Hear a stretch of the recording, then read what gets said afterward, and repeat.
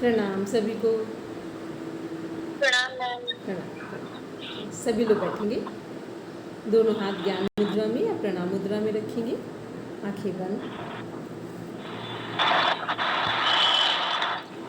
ओम भूर्भुवः स्वः तत्सवितुर्वरेण्यं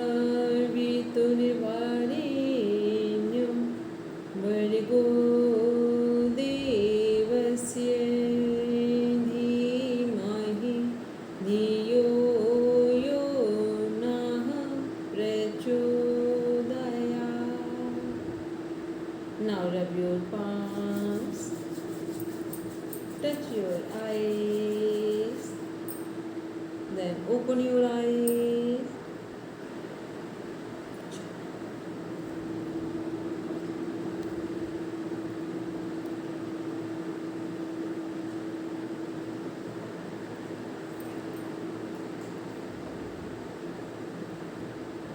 आज हम लोग मुंडकोपनिषद जो कल पढ़ रहे थे, कल हम लोगों ने इसको जो ब्रीफ इंट्रोडक्शन था देखा था मुंडकोपनिषद के बारे में। आज प्रॉपर हम लोग देख रहे हैं मुंडकोपनिषद का PDF।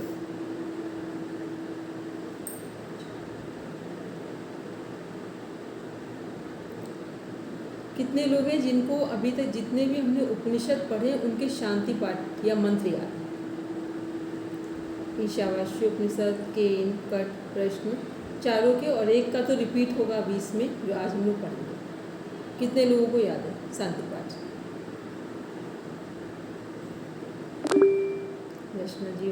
रचना जी बोलिए। मैम ईशावास्योपनिषद में ओम पूर्णमदः पूर्णमिदं पूर्णात् पूर्णमुदच्यते पूर्णस्य पूर्णमादाय पूर्णमेवावशिष्यते। केन उपनिषद में सहनाववतु सहनौ भुनक्तु सह वीर्यं करवावहै तेजस्विनावधीतमस्तु मा विद्विषावहै।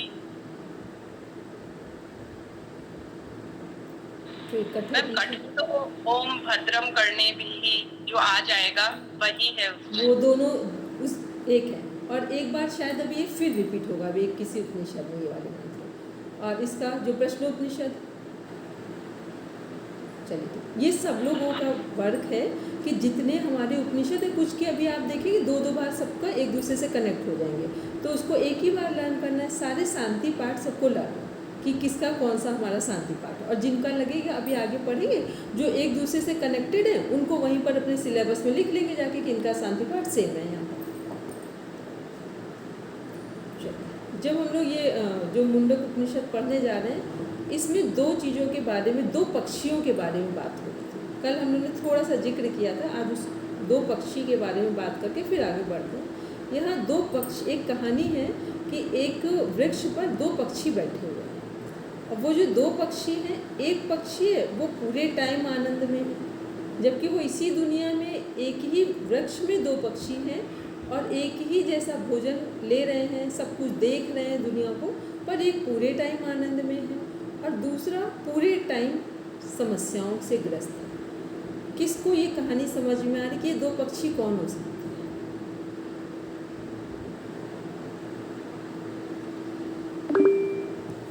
जीवात्मा, परमात्मा। ये भी कह सकते, परमात्मा तो नहीं कहेंगे, परमात्मा नहीं कहेंगे यहाँ पर। इसको ऐसे कहेंगे कि जो दो पक्षी हैं, अब उसको बिल्कुल आराम से समझो क्योंकि वो सारे उपनिषद का पार्ट है हमारा। ये दो पक्षी क्या है कि एक जो पक्षी है उसने समझ लिया है कि हम यहाँ पर केवल एक रोल प्ले करने आए हैं और ये सृष्टि ईश्वर की बनाई हुई है, यहाँ पर हमें कुछ हस्तक्षेप नहीं करना है। जो जैसा हो रहा है वो ईश्वर और लोगों का अपना कर्म जुड़ा हुआ है उससे। हमें क्या करना है, हमें आनंद के साथ अपने कर्म को ठीक रखते हुए जीवन को जीना है। एक पक्षी है। दूसरा पक्षी क्या है, हर चीज़ में वो जुड़ जा रहा है, हर चीज़ में, हर व्यक्ति में, वस्तु में, परिस्थिति से जुड़ जा रहा है। जो व्यक्ति वस्तु परिस्थिति से जुड़ रहा है वो हर समय सुख और दुख का शिकार हो रहा है, और जो व्यक्ति वस्तु परिस्थिति से मुक्त है, जिसने पहले कंफर्म कर लिया है कि ईश्वर की बनाई हुई दुनिया है, यहाँ पर कोई गलत नहीं है, हमें दिखे ना दिखे वो हमारा कार्मिक अकाउंट, हमारी समझ है, और ईश्वर के लिए ईश्वर का काम अपने आप सब चल रहा है। तो जिसने ये ज्ञान समझ लिया वो क्या है, वो यही आनंद में है। क्योंकि जब जब हम लोग भी दुखी होते हैं, ऐसा नहीं कि हम पढ़ा रहे हैं, हम भी होते, बस इतना अंतर आ गया है जीवन में योग पढ़ते हुए पढ़ाते हुए कि अपनी परिस्थितियों से बाहर निकलना आता है, बस इतना। इसमें कोई मतलब ये नहीं कह सकते यहाँ इब्बट नहीं है, परिस्थितियों में जाएंगे थोड़ा प्रभावित भी हो जाएंगे, लेकिन इतना पता चल गया है कि हमें परिस्थिति अगर कुछ हमें गलत लग रहा है तो कहीं ना कहीं फिर हमारी भी कुछ समस्या है, या तो हमने कुछ ऐसा किया, ओवर अटैच्ड हुए हैं कहीं, और ओवर अटैच्ड हुए, या हमने इतना ब्लाइंड फेथ किया है, कुछ ऐसा कारण रहा होगा तभी हम परेशान हो रहे हैं। अन्यथा परेशानी का कोई जब आपको किसी से आपको चीटिंग करनी नहीं है, आपको कोई फ्री में कुछ लेना नहीं है, किसी का बुरा सोचना नहीं है, इसके बाद यदि परेशान हो रहे हैं तो कहीं ना कहीं हमारी कोई गलती हो रही है फिर भी, क्योंकि ऐसे हम परेशान नहीं हो सकते। ये क्यों कह रहे हैं? क्योंकि उपनिषद किसका पार्ट है? हमारी समझ का पार्ट है। क्योंकि ये नहीं कि बस हमने पढ़ लिया और ख़त्म हो गया, हम जो पढ़ रहे हैं अपनी डेली लाइफ में जो कुछ फेस कर रहे हैं, वहाँ पर उपनिषद कैसे रोल प्ले कर रहा है। कहा जाता है जो व्यक्ति उपनिषद ठीक से पढ़ ले, हमने शुरू किया था, बस पता नहीं क्या ऐसे विघ्न आए या मेरे ही अपने कुछ कार्मिक अकाउंट रहे होंगे कि 25 दिनों में एकदम बंद हुआ। नहीं तो हमने अपने जीवन में पहली बार उपनिषद को इतने ध्यान से पढ़ा कि हमको लगा उपनिषद पढ़ना ही अपना ध्यान है। पूरा आप ध्यान में, यदि आपने किसी उपनिषद को ठीक से पढ़ लिया तो आप उस समय कितनी भी भूख लग रही हो, उपनिषद को पूरा नहीं कर लेंगे तो आप भूख और प्यास से बाहर आ जाएंगे। इतना उपनिषद की गहराई में ऐसी चीज़ें, इसमें सारे समाधान हैं हमारे जीवन के, ठीक है। तो ये क्या है कि जो हमारा उपनिषद है वो उसमें क्या ज्ञान समझाया जा रहा है कि हम अपनी समस्याओं में यदि कहीं समस्या का समाधान नहीं मिल रहा है तो ये हमारी समझ में प्रॉब्लम है। और यहाँ जो दो पक्षी हैं वो उनमें से एक पक्षी जो पूरी तरह मुक्त है, वो कौन सा पक्षी है? जिसने सारी व्यक्ति वस्तु परिस्थितियों के साथ जुड़ना खत्म कर दिया है, और दूसरा पक्षी जो हर बात पे जुड़ रहा है। अब इसको एक सीधी सिंपल लाइन में देख ले, इसको क्या बोलते हैं, दोनों पक्षियों के बारे में जो अंतर है उसको किन शब्दों में व्यक्त करते हैं कि भावनाएं भगवान से रखनी है, कर्तव्य संसार से रखनी है। इस संसार में किसी भी व्यक्ति से भावनाएं नहीं जोड़ती हैं। यदि वो अध्यात्म की स्थिति में चला गया है तब तो ये है कि उसकी सद्बुद्धि ही चेंज हो गई। सद्बुद्धि चेंज का मतलब सद्बुद्धि प्रकृति से ऊपर उठ गई है, तब तो वो चल जाएगा आपका। लेकिन अगर वो व्यक्ति है और आध्यात्मिक स्थिति में नहीं है तो फिर बस आप इतना ध्यान रखो कि सब करना है लेकिन इसके साथ भावनाओं को जोड़ना नहीं है। जो कुछ करना है, आप 1 रुपए का हिसाब हो, आप कोई भावनाओं में नहीं जाना, तुरंत आप उसको सही से मैनिपुलेट कर लो कि ये है। कोई हमें कुछ बात कहनी सुननी है, एक बार भी भावनाओं में नहीं जाना है कि हमें लगे कि इसे कहीं खराब ना लगे। आज खराब, जिस दिन आप कहेंगे उस दिन उसे खराब लग जाएगा। क्योंकि जो व्यक्ति संसार में जी रहा है उसको जब तक अपना स्वार्थ होगा तब तक उसे कुछ खराब नहीं लगता है। जिस दिन उसका स्वार्थ पूरा हो जाता है उस दिन उसे आपकी मुस्कुराहट भी खराब लगती है, ठीक है। तो ये क्या है, ये जो दो पक्षी के बीच में अंतर है वो सिर्फ यही अंतर है कि एक जो पक्षी जिसने व्यक्ति वस्तु परिस्थिति से अपनी भावनाओं को जोड़ा ही नहीं है, सिर्फ कर्तव्य को जोड़ा है, वो हर समय खुश है। दूसरा पक्षी ईमानदार है, सब कुछ अच्छा है, लेकिन वो हर बार अपनी भावनाओं को किससे जोड़ रहा है? व्यक्ति वस्तु और परिस्थिति से जोड़ रहा है। भावनाएं किससे जोड़ने के लिए हैं? केवल परमात्मा से, केवल आत्म तत्व से, अपने आप से जोड़ने और जुड़ने के लिए हैं। तो ये दो पक्षी ही पूरे उपनिषद का सार है कि इनमें से कुछ नहीं करना है, बस उपनिषद में जो समझ है वो एक पक्षी अगर दूसरा, और फिर क्या हो रहा है कि जैसे ही जो दूसरा पक्षी है वो है कौन? हमारा ज्ञान है। जैसे ही हम उस ज्ञान में प्रवेश करते हैं वो दूसरा पक्षी खत्म हो जाता है, हम ही एक पक्षी हो जाते हैं, ठीक। जब तक हमारी समझ नहीं है तब तक हम दो पक्षी हैं, और जैसे ही हमारी समझ ज्ञान विकसित होता है, हमारे भावनाएं ईश्वर के साथ, कर्तव्य संसार के साथ, तो दूसरा अब कोई पक्षी नहीं है, हम ही एक हैं। ठीक है, तो ये हमारे सारे उपनिषद का ज्ञान है। और दो पक्षी की कहानी से, और लाइन क्या है इसकी, भावनाएं भगवान से रखनी है, ईश्वर से रखनी है, अपने आत्म तत्व से रखनी है, और जो संसार से केवल हमें अपने कर्तव्य जोड़ने हैं। ठीक है, अब हम लोग स्टार्ट करते हैं छांदोग्योपनिषद।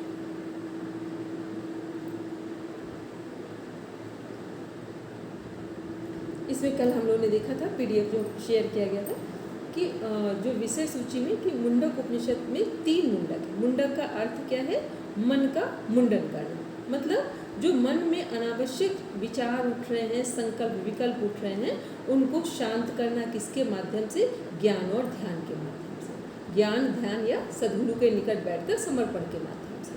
तो ये मुंडक उपनिषद है, ये 3 खंड में 3 पार्ट्स में डिवाइड है, और 3 मुंडक हैं। प्रथम मुंडक में भी 2 खंड है, द्वितीय में भी हमारे 2 खंड हैं, और तृतीय में भी हमारे 2 खंड हैं। ये हमारा मुंडक उपनिषद का जो चैप्टराइजेशन है उसको देख रहे हैं। और उपनिषद जितने भी हैं वो हमेशा देखेंगे शांति पाठ से शुरू होते हैं। कहा जाता है जहाँ शांति होती है वहीं ज्ञान और ध्यान फलीभूत होते हैं। ज्ञान और ध्यान के बाद शांति फलीभूत हो, वो थोड़ा बड़ा विषय होगा, या वो आगे की यात्रा है। यदि हमने शांति और ध्यान के साथ जीवन की शुरुआत की तो सफलता और असफलता दोनों में हमारी विजय होगी, और शांति के साथ यात्रा शुरू नहीं की तो सफलता और असफलता में यदि हम सफल भी हो गए तो भी कई बार हम उस सफलता को महसूस नहीं कर पाते। इसीलिए जितने राजयोग के ध्यान करवाए जाते हैं वहाँ एक सेंटेंस बोला जाता है कि शांति के साथ कार्य करेंगे, ना कि कार्य पूरा होने के बाद शांति को प्राप्त करेंगे। ये उपनिषद का ज्ञान है। इसलिए राजयोग के जितने ध्यान योग शिविर या आप कभी कोई कक्षाएं देखेंगे, ये टैगलाइन जरूर ऐड की जाती है। अब हम लोग देखते हैं जो शांति पाठ है उपनिषद का। ओम भद्रं कर्णेभिः शृणुयाम देवा, भद्रं पश्येमाक्षभिर्यजत्राः, स्थिरैरङ्गैस्तुष्टुवागुंसस्तनूभिः व्यशेम देवहितं यदायुः। इसका फिर दूसरा देखते हैं। स्वस्ति न इंद्रो वृद्धसवाः, स्वस्ति नः पूषा विश्ववेदाः, स्वस्ति नस्तारक्ष्यो अरिष्टनेमिः, स्वस्ति नो बृहस्पतिर्दधातु। ये हमारा शांति पाठ है। अब इसका एक बार अर्थ देखते हैं हम लोग। गुरु के ये जो हम लोग ने 2 मंत्र पढ़े हैं, ये मंत्र जब यज्ञ होता है वहाँ ये दोनों मंत्र आते हैं। जब भी यज्ञ होते हैं वहाँ ये दोनों मंत्र आते हैं। गुरु के यहाँ अध्ययन करने वाले शिष्य अपने गुरु सहपाठी तथा मानव मात्र का कल्याण चिंतन करते हुए देवताओं से प्रार्थना करते हैं कि हे देवगण, हम भगवान की आराधना करते हुए कानों से कल्याण में वचन सुने। क्या कहा जा रहा है? कानों से कल्याण में वचन सुने। ये कल्याण में वचन किससे सुनने की बात हो रही है?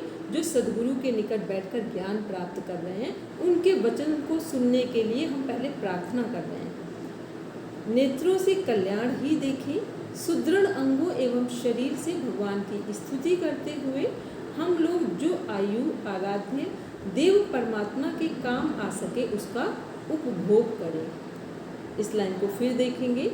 जो आयु का मतलब जो हमारा जीवन है, आराध्य देव परमात्मा के काम आ सके। हमारा जीवन किसके काम आ सके? परमात्मा के काम आ सके, उसका उपभोग करें। ठीक, जब परमात्मा के काम के लिए अपने जीवन को देखेंगे कि हमारा शरीर या जीवन परमात्मा के काम के लिए मिला है, तो उसका उपभोग करें हम। ठीक, और सामान्य शब्दों में हम लोग क्या बोलते हैं? सदुपयोग करें। लेकिन यहाँ पर इतनी श्रेष्ठ बातचीत हो रही है तो उपभोग का मतलब ही पता चल रहा है किसके लिए कहा जा रहा है।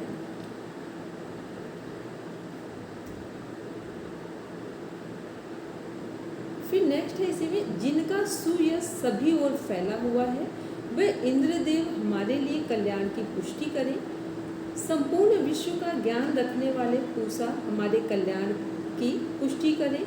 हमारे जीवन से अरिष्टों पाप के लिए है, अरिष्टों को मिटाने के लिए चक्र सदृश्य शक्तिशाली गरुड़ देव हमारे लिए कल्याण की पुष्टि करें तथा बुद्धि के स्वामी बृहस्पति भी हमारे कल्याण की पुष्टि करें। एक बात इसमें से मोस्ट इम्पॉर्टेंट है वो बताते हैं, बाकी तो ये है कि जीवन को शांति के साथ शुरू करें, शांति से जिए और शांति के साथ अपनी यात्रा को पूरा करें। इसमें जो नीचे लिखा हुआ है, बुद्धि के स्वामी बृहस्पति भी हमारे लिए कल्याण की पुष्टि करें। ध्यान रहे, जिनको श्रेष्ठ ज्ञान की जिज्ञासा होती है, पढ़ने लिखने में बहुत रुचि होती है, उनके जो स्टार में बृहस्पति है वो बहुत स्ट्रांग है। ठीक। और कहा जाता है कि जब तक किसी के जो स्टार में गुरु जो है वो अगर उच्च श्रेणी का है या उच्च श्रेणी के हैं तो समझ लेना विषम से विषम परिस्थिति में भी हम गलत कार्य नहीं करेंगे। क्या नहीं करेंगे? हम गलत कार्य नहीं करेंगे। ये शक्ति केवल यहीं पर मिलती है, क्योंकि गुरु का मतलब है हमें अंधकार से प्रकाश की ओर ले जाना। ये पूरे शब्द का अगर एक एक संधि विच्छेद करके देखें तो इसका ये अर्थ है। तो अब हम लोग स्टार्ट कर रहे हैं, शुरू कर रहे हैं जो हमारा मुंडक उपनिषद है कि कैसे हमने शांति के साथ अपनी यात्रा शुरू कर रहे हैं। और जो दो पक्षी हैं उनमें से दो पक्षी किसमें कन्वर्ट हो गए हैं? भगवान से प्रार्थना करके, आराधना करके एक में कन्वर्ट हो। एक का मतलब जहाँ हम इस बात को समझ गए हैं उपनिषद पढ़ने में, शांति पाठ करके, कि हमारा जीवन किसके लिए मिला है, एक सृष्टि के नए नए रहस्यों की खोज करने के लिए, परमात्मा के ज्ञान को जानने और समझने के लिए। हमारे आधि भौतिक, आधि दैविक तथा आध्यात्मिक तापों, दुखों की शांति हो। एक दिन हेमलता मैम का एक क्वेश्चन था, अगर वो जुड़े हैं तो सुन भी लेंगे, नहीं तो फिर उनके पास पहुंच जाएगा। हमको याद था कई बार बताने का, फिर हमें ध्यान ही नहीं रहा उनका रिस्पॉन्ड करना। जब लिखा होता है, उन्होंने पूछा था क्वेश्चन कि 3 बार शांति शांति क्यों बोलते हैं? शांति पाठ में 3 बार शांति शांति क्यों बोलते हैं? तो जो 3 बार, उस समय भी हमने सही बोला था, लेकिन ये वाले शब्द यूज़ नहीं करें। 3 बार जब शांति बोलते हैं तो एक हमारे स्थूल शरीर की शांति, एक सूक्ष्म की और एक कारण की, इन तीनों के लिए शांति बोलते हैं। फिर दूसरा क्या है? भौतिक हमारा स्थूल से ही कनेक्ट हो गया, फिर आदि दैविक वो हमारे सूक्ष्म से कनेक्ट हो गया, आध्यात्मिक हमारे कारण से कनेक्ट हो गया। इन तीनों की शांति के लिए 3 बार शांति पाठ के बाद 3 बार ओम शांति शांति बोला जाता है। ठीक, ये इसका प्रॉपर एक लॉजिक जो है वो है। इसमें कहीं अभी हम लोग पढ़ेंगे तो वहाँ पर इसके बारे में बताया भी जाएगा। और ये उपनिषदों में जब हम लोग बोलते हैं ना कि वेदांत जो है उनमें 3 चीज़ें हैं, जगत, जगदीश और जगदीश्वर, जगत, जीव और जगदीश्वर। तो वहाँ पर भी इसी के बारे में बताया गया है कि 3 बार शांति शांति बोलने का अर्थ है कि हमारे स्थूल सूक्ष्म कारण तीनों में शांति हो। और कारण में जब शांति होती तो कारण का संबंध हमारे किससे है? पूरे यूनिवर्स से है और ईश्वर की सत्ता से जुड़ती है। इसलिए तीनों में वो शांति अपने आप पहुँच जाती है।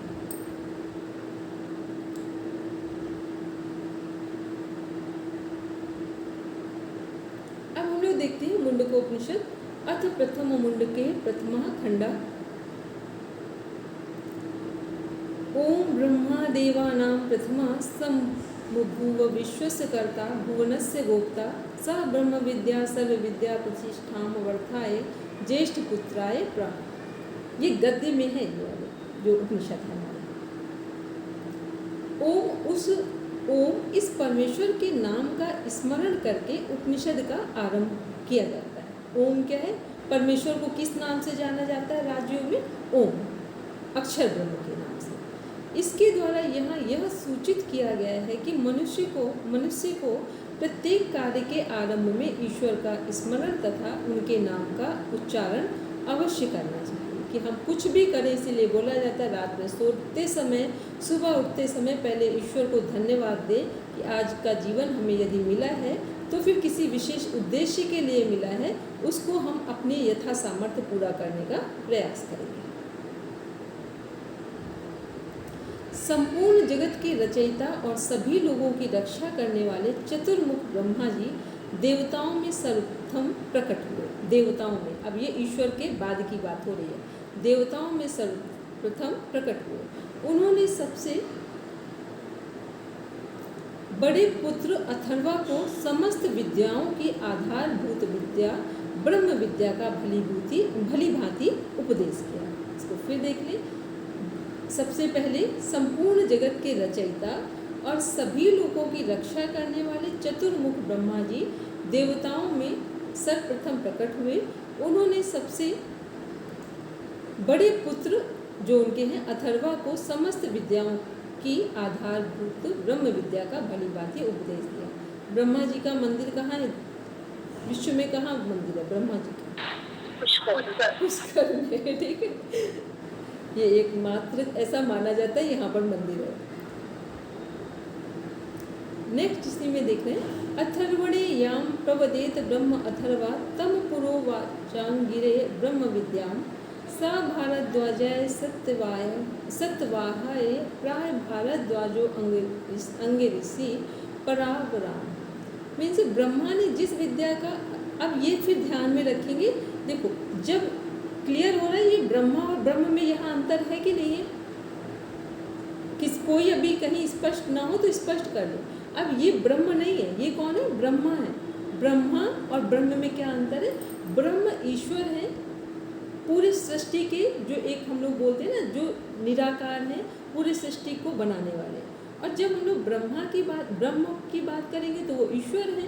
और जब ब्रह्मा विष्णु और महेश की बात करेंगे तो ये देवताओं में आएंगे।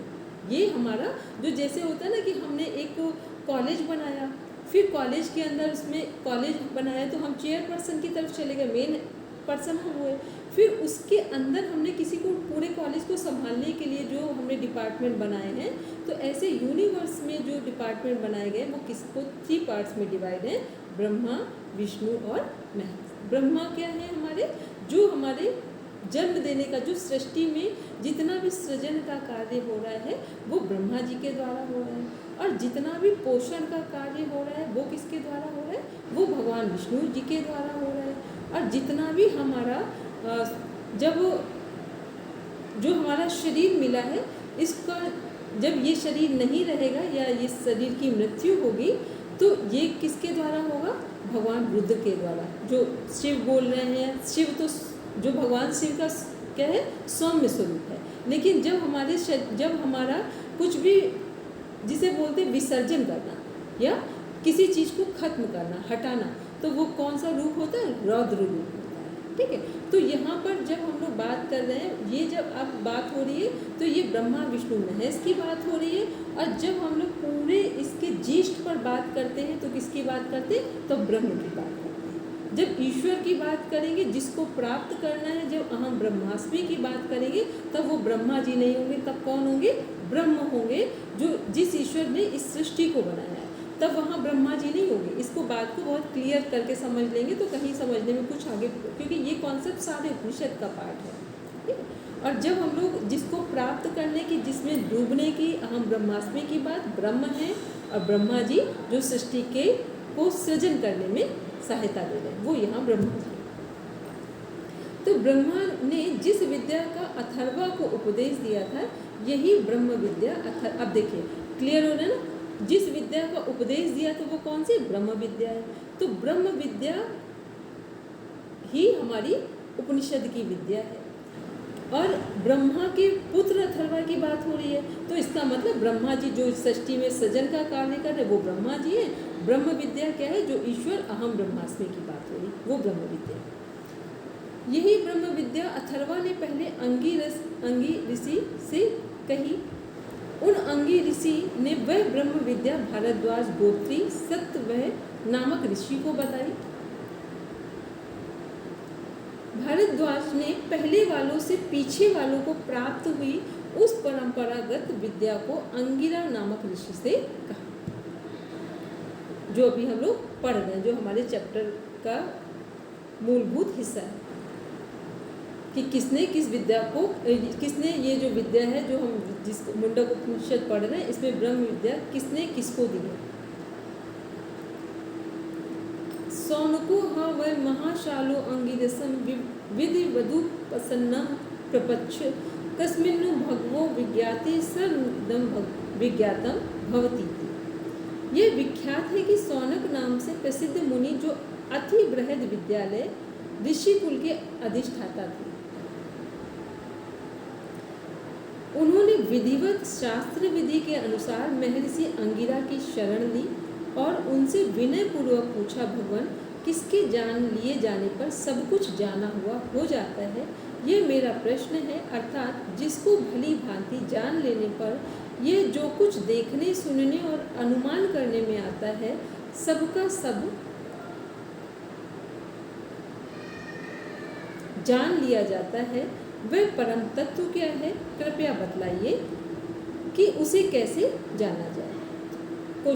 प्रश्न कौन कर रहे हैं? सौनक जी प्रश्न पूछ रहे हैं और प्रार्थना के साथ महर्षि जो हमारे अंगिरा ऋषि हैं उनसे कह रहे हैं कि वो कौन सी चीज़ है जिसके बाद कुछ जानने की ज़रूरत नहीं पड़ेगी, या जिसको जानने के बाद सब कुछ जान लिया जाता है, उसके बारे में उन्हें समाधान चाहिए, या उस प्रश्न का भली भांति उत्तर मांगने के लिए प्रार्थना कर रहे हैं। तस्मै सा होवाच द्वे विद्ये वेदितव्ये इति हस्यमद्वे ब्रह्म विद्यो वदन्ति परा चैवा परा च। उन सौनक मुनि से विख्यात महर्षि अंगिरा बोले, ब्रह्म को जानने वाले इस प्रकार निश्चय पूर्वक कहते आए हैं कि दो विद्याएं मनुष्य के लिए जानने योग्य हैं, एक परा और दूसरी अपरा। परा और अपरा दो विद्याएं क्या कहा जाए? निश्चय पूर्वक ये बात पहले से बताई जा रही है कि दो ही विद्याएं मनुष्य को जानने योग्य हैं, एक परा और दूसरी अपरा।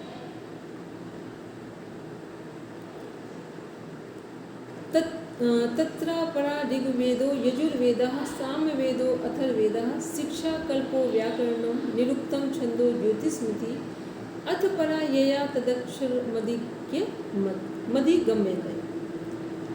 उन दोनों में से ऋग्वेद, यजुर्वेद, सामवेद तथा अथर्वेद शिक्षा, कल्प, व्याकरण, निरुक्त, छंद, ज्योतिष ये सभी अपरा विद्या हैं।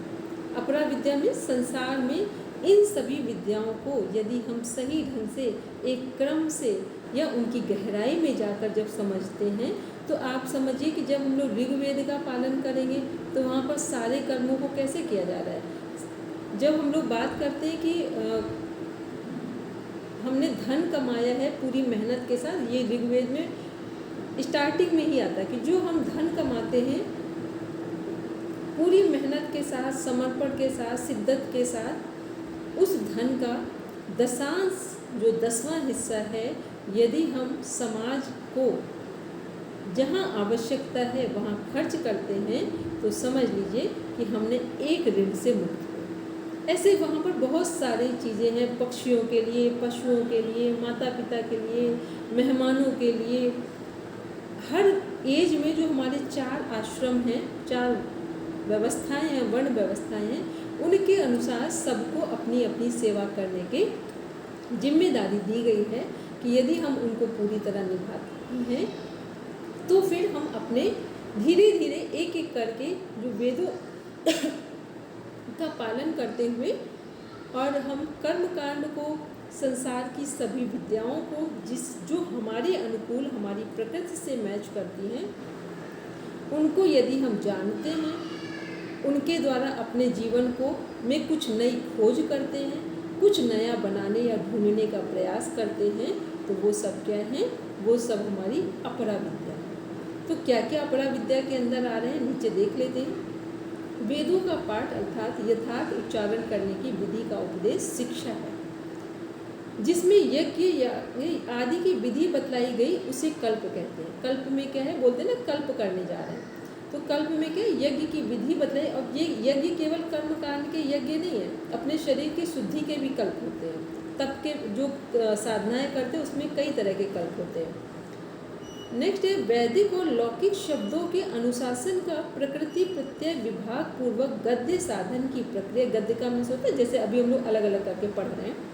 साधन की प्रक्रिया, शब्दार्थ बोध के प्रकार एवं शब्द प्रयोग आदि के नियमों के उपदेश का नाम व्याकरण है। व्याकरण क्या है? जब हम पढ़ते हैं ना कि व्याकरण क्या है, व्याकरण का मीन्स हो गया कि अपनी भाषा को कितना क्लियरिटी के साथ हम बोल पाएँ ताकि वो दूसरों के लिए भी आसानी से हमारे शब्दों को समझा जा सके और हम भी दूसरों की बात को जब हम सही समझाएंगे तो हम दूसरों की बात को भी समझ पाएंगे। तो पहला कार्य शिक्षक की तरफ से है, गुरुओं की तरफ से है, सद्गुरुओं की तरफ से है, फिर रिस्पॉन्ड उन्हीं के अनुसार दूसरे साइड से आता है। इसके बाद है वैदिक शब्दों का जो कोश है, जिसमें अमुक पद अमुक वस्तु का वाचक है। ये बात कारण सहित बताई गई, कौन सी वस्तु किसके लिए है, उसको निरुक्त कहते हैं। ये वैदिक शब्दों में आता है। फिर है इसी में हमारा वैदिक छंदों की जाति और भेद बतलाने वाली विद्या छंद कहलाती है। ये थोड़ा सा गूढ़ विषय है, इसको हम जब कभी ऐसे अलग से कोई चीज़ स्पेसिफिक बताएंगे तो वहाँ बताएंगे, ठीक। बाकी बस इसको समझें, जो हमारा वैदिक ज्ञान है जो वो भी हमारे, और वैदिक वो सुना है जो मैथमेटिक पढ़ते हैं वो इसी का पार्ट है। इसके बाद इसी में ग्रह और नक्षत्रों की जो स्थिति है, ग्रह और नक्षत्रों की स्थिति, गति और उनके साथ हमारा क्या संबंध है, इन सब बातों पर जिसमें विचार किया गया है वो सब ज्योतिष विद्या है। तो ये ज्योतिष विद्या क्या है, इसका एक छोटा सा उदाहरण, इसका हम प्रॉपर अभी यही बता सकते हैं। सपोज कि जो हम लोगों का पूर्णिमा और अमावस्या पड़ता है, तो पूर्णिमा क्या है, जब हमारी चंद्रमा पूर्ण स्थिति में आता है, और अमावस्या क्या है, जब जिस दिन से पूर्णिमा के दूसरे दिन से अमावस्या शुरू होती है, और फिर अमावस्या जिस दिन अमावस्या होती है उस दिन चंद्रमा बिल्कुल नहीं निकलता है। तो जो पूर्णिमा और अमावस्या के दिन हैं वो ग्रह नक्षत्रों में क्या हमें इंडिकेट करते हैं, उस दिन समुद्र में ज्वार भाटे आते हैं। जब समुद्र में ज्वार भाटे आने का मतलब है समुद्र में जो पानी की लहरें हैं वो मतलब कितने फीट ऊंची, कहा जाता है कि जो बहुत ऊंचाई वाले पर्वत हैं उनको वो छू ले। और हमने वहाँ तो नहीं देखा, लेकिन गंगा जी में आप कभी देखिए, जब भी पूर्णिमा होती है गंगा जी का जो बहाव वो है मतलब जो उफान है वो बढ़ता चला जाता है, और फिर जैसे ही चंद्रमा डाउन होगा पूर्णिमा को अपने आप डाउन हो जाता है।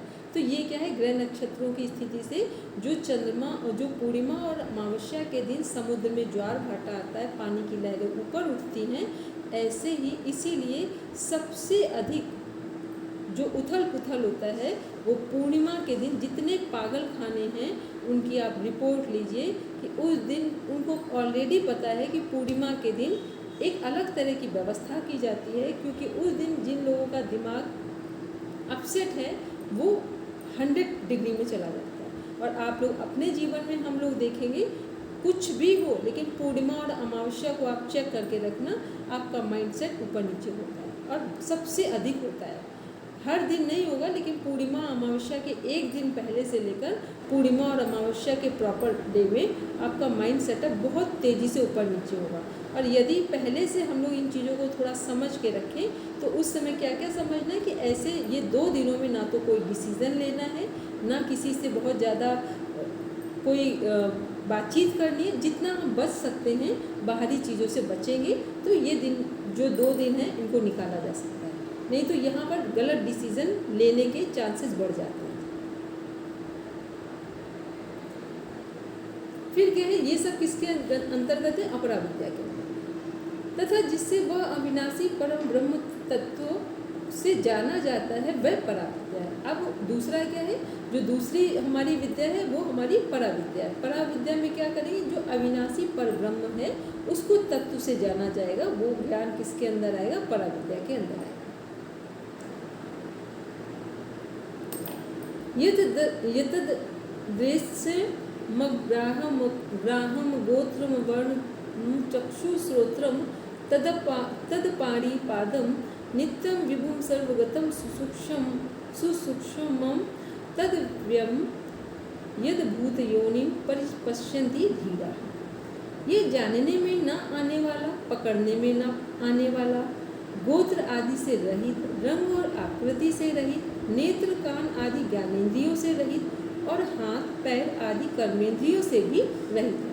मतलब इसका कोई रूप रंग आकृति नहीं है। कुल मिलाकर ये कह सकते हैं ये अनुभव का विषय है, तथा ये जो नित्य सर्वव्यापी सब में विद्यमान है, अत्यंत सूक्ष्म और अविनाशी परब्रह्म है, उस समस्त प्राणियों के प्रथम कारण को ज्ञानी जन सर्वत्र पूर्ण सर्वत्र परिपूर्ण देखते हैं। ज्ञानी लोग क्या देखते हैं? जो कहीं नहीं दिख रहा है उस अविनाशी पर ब्रह्म को क्या देख रहे हैं? सर्वत्र देख रहे हैं। कहा जाता है जब उपनिषद पढ़ेंगे कि जो चीज़ें नॉन लिविंग भी हैं वो भी उपनिषद की दृष्टि से लिविंग में आती है। जो नॉन लिविंग थिंग्स हैं वो भी उपनिषद का जब ज्ञान प्राप्त करते हैं तो वो भी कहीं ना कहीं लिविंग में आती है। ऐसा माना जाता है जब आप एनर्जी को बहुत ढंग से यूज़ करते हैं तो जो मशीनें नहीं चलती हैं उनमें भी आपकी एनर्जी के कारण बिना टच किए हुए वो भी ठीक होने लगती हैं या वो ठीक हो जाती है। तो इसलिए कहा जाता है कि जब हम उपनिषद के ज्ञान को अपने जीवन में उतारते हैं तो यहाँ पर लिविंग और नॉन लिविंग में कोई खास अंतर नहीं होता है, बस एक दूसरे का रूप परिवर्तित होता है।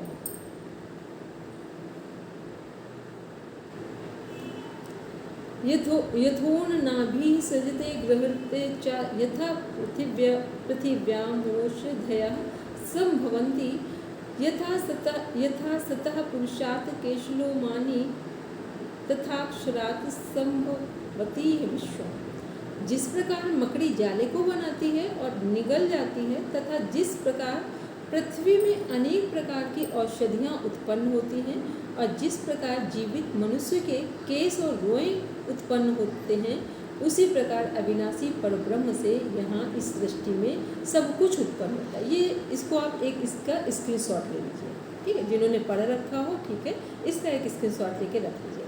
ये क्या है? इसका जीस्ट है पूरे हमारे उपनिषद का कि जिस प्रकार मकड़ी जाले को बनाती है, और ये श्लोक पूछा गया है,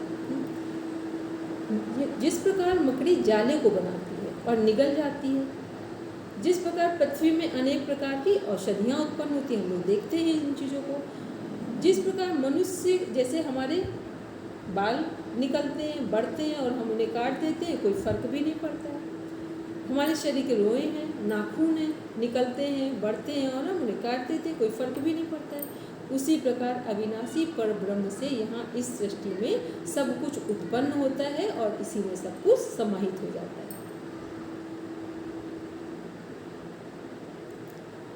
तपसा चीयते ब्रह्मा ततो अन्न भिजायते तत्तो अन्नम भिजायते अन्नात् प्राणो मनः सत्यम लोकः कर्मसु चामृतम्।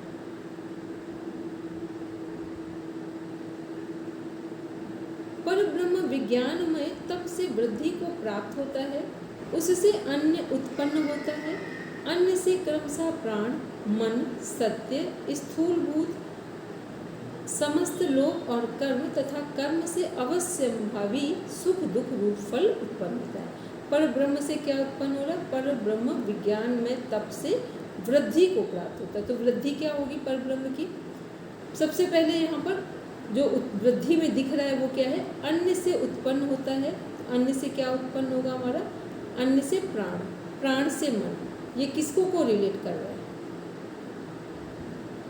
कोश हमारे जो पंचकोश, जो हमारे पंचकोश है उनको को रिलेट कर रहा है कि अन्न से उत्पन्न होते, तो अन्न से क्रमशः प्राण, प्राण से मन, मन से सत्य स्थूलभूत, फिर समस्त लोक और कर्म तथा कर्म से अवश्यंभावी जो भी हमारे कर्म है सुख दुख रूप फल उत्पन्न होता है।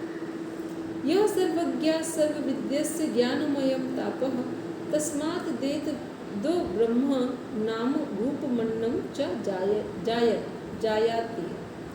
जो सर्वज्ञ सर्वज्ञ तथा सभी को जानने वाला है, जिसका ज्ञान में तप है, उसी परमेश्वर से यह विराट स्वरूप जगत तथा नाम रूप और भोजन उत्पन्न होते हैं।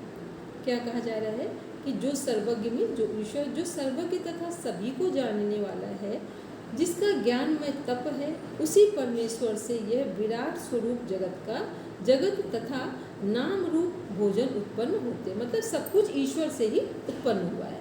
जैसे मकड़ी से जाला है, वैसे ईश्वर से ये पूरी सृष्टि उत्पन्न हुई है।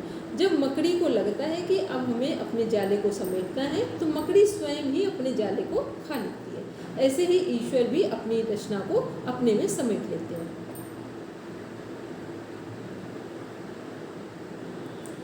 सौनक ऋषि ने यह पूछा था कि किसको जानने से यह सब कुछ जान लिया जाता है।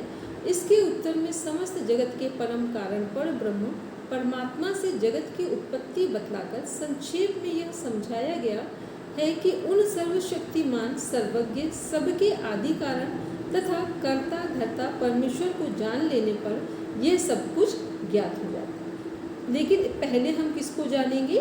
पहले हम अपरा विद्या को जानेंगे। जब तक जिसने अपरा विद्या को पूरी तरीके से नहीं जाना है वो परा विद्या के लिए योग्य या सुपात्र नहीं होंगे।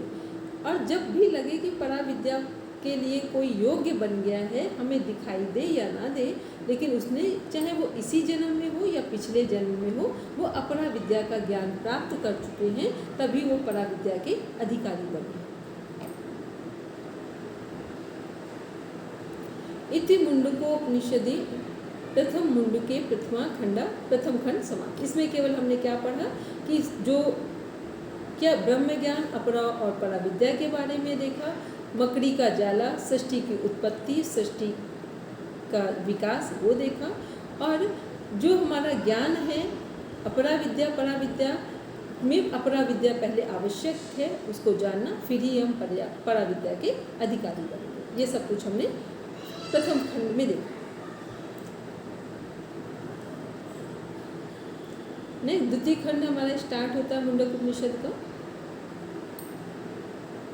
तदेतत् सत्यम मंत्रेषु कर्माणि कवयो यान्य पश्यन्ति स्थानि त्रेतायां बहुधा संतानि तान्याचरथ नियतं सत्यकामा एष वः पंथः सुकृतस्य लोके। यह सर्वविदित सत्य है कि बुद्धिमान ऋषियों ने जिन कर्मों को वेद मंत्रों में देखा था, ऋषियों ने किसको देखा है? जिन कर्मों में वेद मंत्रों को देखा था वह तीनों वेदों में बहुत प्रकार से व्याप्त है। ये हे सत्य को चाहने वाले मनुष्यों, तुम लोग उनका नियम पूर्वक अनुष्ठान करो। इस मनुष्य शरीर में तुम्हारे लिए यही शुभ कर्म का की फल प्राप्ति का मार्ग है। क्या फल प्राप्ति का मार्ग है?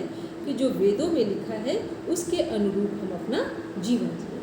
यदि वेदों के अनुरूप हम अपना जीवन जिएंगे तो फिर हमारा जो नज़रिया है जीवन को देखने का वो बदल जाएगा।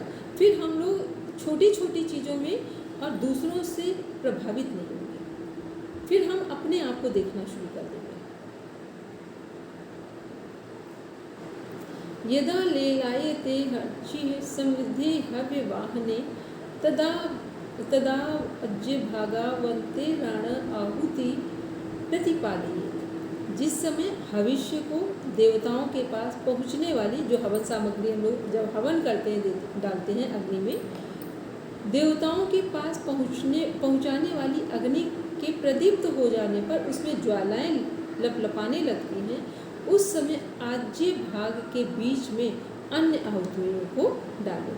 कहा जाता है कि जब हवन करते हैं, और ये हम जीवन के लिए भी इसको समझ लें कि हवन में यदि तेज आहुति ना उठ रही हो, मतलब या इसको दूसरे शब्दों में कहें कि जब तेज अग्नि की लौ ऊपर की ओर उठ रही हो तब हवन सामग्री डालें, और वो जैसे ही डाली वहीं पर वो जल जाए, तो इसे सही माना जाता है। कई बार देखा होगा कि लोग हवन कर रहे हैं उसमें धुआं उठ रहा है। जिस हवन में धुआं उठता है वो हवन सही नहीं माना जाता है। इसको कैसे समझे? जब हम लोग भोजन करें, यदि अग्नि तत्व जठर अग्नि प्रॉपर प्रदीप्त है तो क्या होगा? भोजन हम डालेंगे ऊपर से, वो वहाँ पर तुरंत क्या हो जाएगा? पच जाएगा। और जब हम लोग हवन करते हैं वहाँ पर भी यही चीज़ हो कि जब अग्नि की लपटें या जो अग्नि प्रज्वलित की है वो जो ऊपर की ओर अग्नि की जो लपटें उठ रही हो उस समय आहुति डालें और वो तुरंत जल जाए। क्योंकि जब अग्नि तेज होगी आहुति डालेंगे, इसका अर्थ हुआ कि जीवन में जितना हमारा प्राण तत्व विकसित होगा उतना ही हमारा जीवन खिला हुआ नजर आएगा या जीवन में सौंदर्य दिखेगा। जितना हमारा प्राण तत्व अविकसित होगा या पूर्ण विकसित नहीं होगा उतना हमारा जो जीवन का सौंदर्य है वो धूमिल होता चला जाएगा। ये है यहाँ अग्नि से संबंध।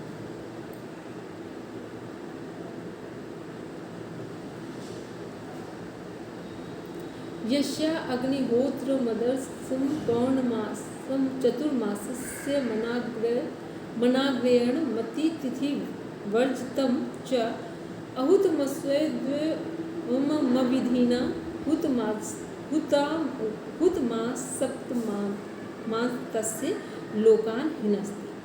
जिसका अग्निहोत्र दर्श नामक यज्ञ से रहित है, पौर्णमास पूर्णमासी को शायद है उसी के नाम से, पौर्णमास नामक यज्ञ से रहित है, चतुर्मास से नामक यज्ञ से रहित है। पता है नहीं पौर्णमास चतुर्मास कौन से यज्ञ हैं? अभी हम लोग कौन सा वो चल रहा है? चतुर्मास। अभी चतुर्मास चल रहा है, ठीक है, ये चतुर्मास चल रहा है। तो ये सब भी यज्ञ में आते हैं कि ये जो हमारे चतुर्मास है, पौर्णमास जो पूर्णमासी है, तो उन सब में हम लोगों को क्या और कैसी हमारी जीवन शैली हो जो हमारे संसार से भी हमें सुरक्षित रख रही हो और परमात्मा के निकट भी ले जा रही हो। फिर आग्रयण कर्म से रहित है तथा जिसमें अतिथि सत्कार नहीं किया जाता, जिसमें समय पर आहुति नहीं दी जाती, जो बलि वैश्य देव नामक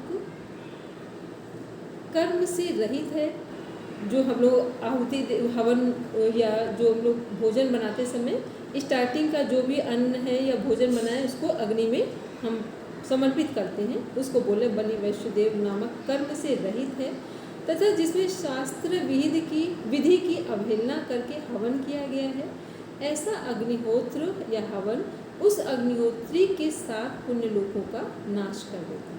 अर्थात उस यज्ञ के द्वारा उसे मिलने वाले जो पृथ्वी लोक से लेकर सत्य लोक तक सातों लोकों में प्राप्त होने योग्य भोग है, उनसे वह वंचित रह जाता है। किसको किसको याद है? ये उन्होंने 7 लोक कल कुछ देखे थे। ये 7 लोक किससे संबंधित है? कल भी हमने इसको समझाया था कि 7 लोक ये किससे संबंधित है? 7 चक्रों से। ठीक, यदि हम 7 लोक का मीन्स हुआ कि हमने यहाँ 7 लोगों को कर्मों से देखा जा रहा है, और यदि हम अपने आप में देखें तो क्या होगा कि जो लोक हमारा विकसित नहीं होगा, जो चक्र हमारा विकसित नहीं होगा, उसकी ऊर्जा से हमारे जो हमारा डेवलपमेंट है वो क्या हो जाएगा, वर्किंग में नहीं आएगा। अब एक एक चक्र को बस 2-2 पॉइंट्स में देखते हैं। यदि मूलाधार चक्र विकसित नहीं होगा तो क्या क्या समस्याएं आएंगी?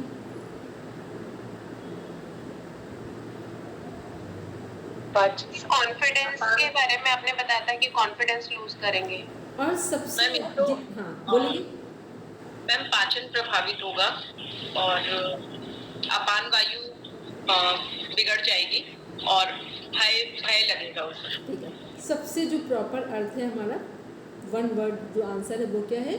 फियर होगा। जितना जिसका मूलाधार चक्र विकसित नहीं है, जिसके जीवन में जितना अधिक भय है, उतना ही उसका मूलाधार चक्र विकसित नहीं है। ठीक, इसलिए बच्चों को क्या करवाया जाता है कि बहुत सारी ऐसी चीज़ें, शशांकासन और ताड़ासन, ऐसी चीज़ें करवाई जाती हैं ताकि बच्चों का मूलाधार चक्र विकसित हो जाए। क्योंकि जिस बच्चे के जीवन में भय नहीं होगा, वो बच्चा अपने आप से अपने रास्ते ओपन कर लेगा, अपना रोड मैप खुद तैयार कर लेगा। फिर आते हैं स्वाधिष्ठान चक्र। स्वाधिष्ठान चक्र विकसित नहीं होगा तो क्या समस्याएं आएंगी?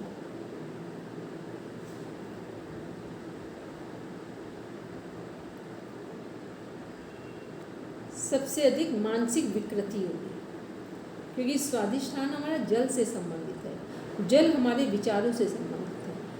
जितना ज़्यादा स्वाधिष्ठान चक्र जो हमारा वर्किंग में नहीं होगा, विकसित नहीं होगा, उतना हमारी मानसिक स्थिति ऊपर नीचे होगी। नेक्स्ट आते हैं हम लोग मणिपुर चक्र, जो 3rd नंबर का लोग है। क्या समस्याएं उत्पन्न होंगी यदि मणिपुर चक्र विकसित नहीं होगा? ये डाइजेस्टिव सिस्टम को कनेक्ट करता है, तो वो सारी समस्याएं। अगर इसको और बड़े लेवल पे देखें, जिसके बारे में हम लोग बात कर रहे हैं, जैसे हमने एक मूलाधार चक्र की समस्या क्या बोली थी, जीवन में भय होगा सबसे अधिक। ऐसे स्वाधिष्ठान में क्या होगा, मानसिक रोग बढ़ेंगे। और स्वाधिष्ठान चक्र यदि विकसित होगा तो हमारी गायन की जो शैली है वो बहुत अच्छी होगी। ठीक है, यदि स्वाधिष्ठान चक्र विकसित है, गायन की शैली विकसित होगी, वाणी भी होगी, और अच्छा विकसित हो गया तो फिर समर्पण की दृष्टि से ऐसे लोग बहुत आगे बढ़ जाएंगे।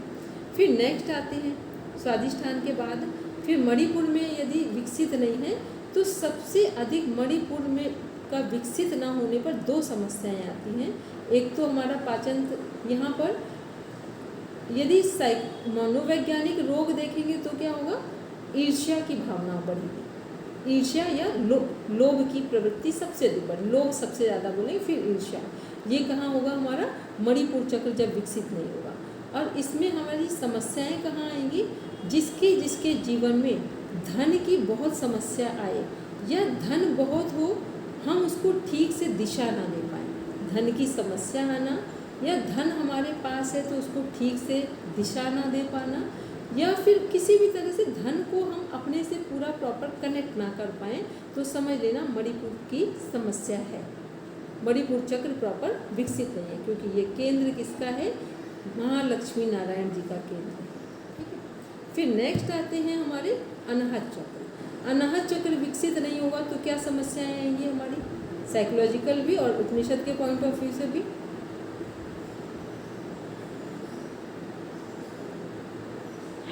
मैम क्रूरता रहेगी, मतलब भक्ति नहीं रहेगी। ये भक्ति का केंद्र है ना, तो जहाँ भक्ति नहीं होगी वहाँ पे भावनाएं नहीं जुड़ेगी, तो क्रूरता और ये सब, जहाँ ये प्रेम की बात आई ना अनाहत चक्र, मतलब या तो प्रेम होगा या तो नफरत होगी। ठीक, दो में से एक चीज होगी, या तो प्रेम या तो फिर नफरत। प्रेम होगा तो हमने अपने आप को भी क्षमा किया है, दूसरों को भी क्षमा किया है, और नफरत होगी तो ना तो अपने को क्षमा किया है और ना दूसरों को क्षमा किया। तो हृदय किसका केंद्र है, अनाहत चक्र, आशीर्वाद देने का या श्राप देने का केंद्र है। और जितना भी हमारे जीवन में जो अध्यात्म घटित होगा, जो अंगुष्ठ मात्र परिमाण की संज्ञा दी गई है, वो स्थान कहाँ पर है हमारा, हृदय में ही है, यहीं पर है। हाँ, किस उपनिषद का पाठ है ये, या किस उपनिषद में ये बताया गया है? कठोपनिषद, अश्वत्थ वृक्ष है और अंगुष्ठ मात्र। ठीक है, अंगुष्ठ मात्र जो संज्ञा दी गई है वो हृदय है, जो हमारे परमात्मा का स्थान माना जाता है रहने का या विकसित होने के अपने आत्मविकास का। तो ये हमारा अनाहत चक्र है। इसके बाद देखते हैं हम नेक्स्ट और आगे बढ़ते हैं, जो हमारा विशुद्धि चक्र है। विशुद्धि चक्र ये वाणी का केंद्र है। जब जब आपकी वाणी दोष लग जाए तो समझ लेना विशुद्धि चक्र हमारा डिस्टर्ब है। ठीक है, और वाणी दोष लगेगा तो इसमें आध्यात्मिक क्या क्या चीज़ें प्रॉब्लम देंगी,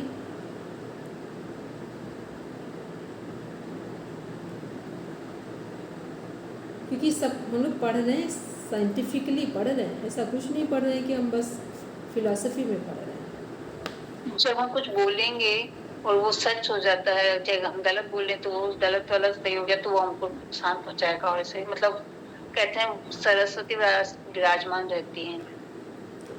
तो ये हमारा जो वाणी का केंद्र है सद्बुद्धि का केंद्र है।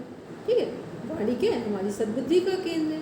तो जो हमारी वाणी है, पूरी दुनिया में अगर कुछ भी खरीदा जा सकता है और बेचा जा सकता है तो किससे किया जा सकता है, अपनी वाणी से। यदि हमारे सारे चक्रों में से किसी का महत्व केवल एक चक्र से देखा जाए तो वो वाणी में। कोई चक्र कैसे है वो सब अपने अलग मैटर करते हैं, केवल एक चक्र अपनी वाणी ठीक हो तो ये चक्र अपने आप में सारे कार्यों को पूरा कर देते हैं। ठीक है, फिर नेक्स्ट आते हैं हम लोग, क्योंकि यहीं से हम लोग क्या कर रहे हैं कि तपस्या भी कर रहे हैं, तपस्या राक्षस भी कर रहे हैं और तपस्या देवता भी कर रहे हैं। बस देवताओं ने भी वही उच्चारण किए हैं मंत्रों के, और जो हमारे दानव हैं उन्होंने भी वही उच्चारण किए हैं। लेकिन फ़र्क क्या हो गया कि उनकी वाणी में कटुता थी तो वही तपस्या साधना उनके लिए श्राप का कारण बन गई, और जो देवता थे वो आशीर्वाद का कारण। ठीक, तो ये क्या है, ये विशुद्धि के जो चक्र है, ये हमारा कौन से नंबर का चक्र है, 5वां लोक है। ठीक, फिर आते 6 में, ये है आज्ञा चक्र। जब भी किसी की मुक्ति होगी तो मुक्ति का द्वार कौन सा होगा, वो आज्ञा चक्र से स्टार्ट होगा। ध्यान का केंद्र कह दें या ये कह दें कि जो समाधि से पहले की घटनाएं जितनी भी घटेंगी वो सब आज्ञा चक्र से कनेक्टेड होंगी। तो आज्ञा चक्र क्या है, यहाँ पर संसार और अध्यात्म के बीच एक अंतर खत्म हो जाएगा। अंतर खत्म होने का मतलब हो गया कि जहाँ हम स्थिति में आ गए हैं, यदि विकसित हो गया है ये चक्र, आज्ञा चक्र, तो हम जो बोल रहे हैं सर्वे भवन्तु सुखिना, उस ओर आगे बढ़ेंगे। क्योंकि जो हमारा आज्ञा चक्र है उसको क्या बोलते हैं, त्रिनेत्र, थर्ड आई। थर्ड आई का मीन्स होता है जो चीज़ें हमें दो आँखों से नहीं दिखती हैं वो हमें तीसरी आँख से दिखना शुरू होती है। तो ये हमारा आज्ञा चक्र है।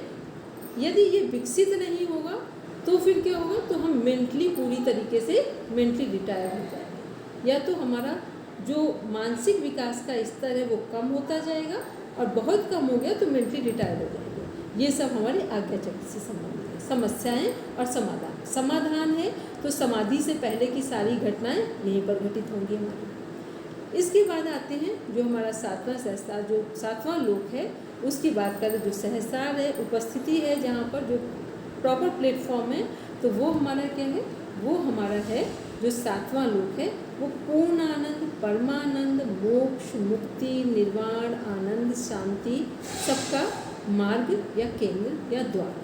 तो ये हमने 7 लोक, जो 7 लोकों में हमें 7 लोकों का नाश होगा, उसको यदि हम बाहर से ना ठीक कर पाएँ तो प्राणायाम और साधनाओं और आसन के द्वारा हम अपने चक्रों को ठीक कर लें तो भी ये चीज़ें ठीक हो जाती हैं। ठीक, तो हम बाहर की चीज़ों को बहुत ना सुधार पाएँ, तभी योग वशिष्ठ में और वेदों में, उपनिषद में कहा गया है कि जो लोग कुछ ना कर पाएँ तो उनके लिए सबसे सुगम और सहज माध्यम क्या है, प्राणायाम। प्राणायाम से जल्दी पाप ताप को मिटाने का कोई दूसरा माध्यम नहीं। क्यों नहीं है? क्योंकि वो सीधे हमारे चक्रों को जागृत करेगा। जिस चक्र को जागृत करेगा उस चक्र से संबंधित समस्याएं बाहर की दुनिया में खत्म हो जाएगी। बाहर की दुनिया को की समस्याएं खत्म करेंगे वो कठिन काम है, लेकिन जब हम उसे अंदर से विकसित कर लेंगे तो हमारा स्वभाव ही बदल जाएगा, तो फिर उसके पाप ताप हमारे नष्ट हो जाएंगे।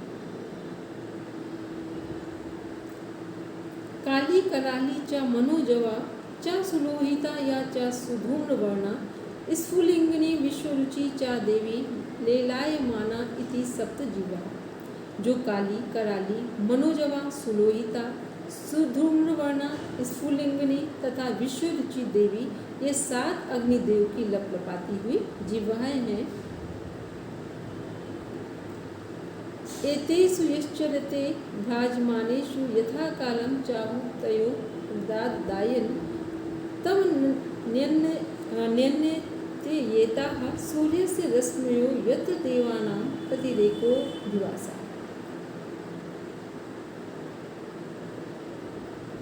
जो कोई भी अग्निहोत्री, इन देदीप्त, अग्निहोत्री मीन्स अग्निहोत्र करने वाले, जो कोई भी अग्निहोत्री इन देदीप्यमान ज्वालाओं में ठीक समय पर अग्निहोत्र करता है, जलती हुई ज्वालाओं में जब अग्नि ऊपर उठे तब आहुति देते हैं, उस अग्निहोत्री को निश्चय ही अपने साथ लेकर ये आहुतियाँ सूर्य की किरणें बनकर यहाँ पहुँचा देती। मतलब जो हम आहुति में देते हैं, जिस भाव से देते हैं, जिस स्थिति में देते हैं, वही भाव हमें वापस प्रकृति से मिल जाता है। जहाँ देवताओं का एकमात्र स्वामी इंद्र निवास करता है।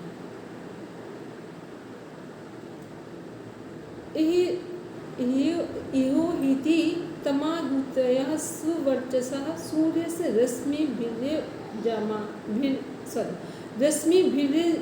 रश्मिभिर्यजमानं वहन्ति प्रियां वाच्यं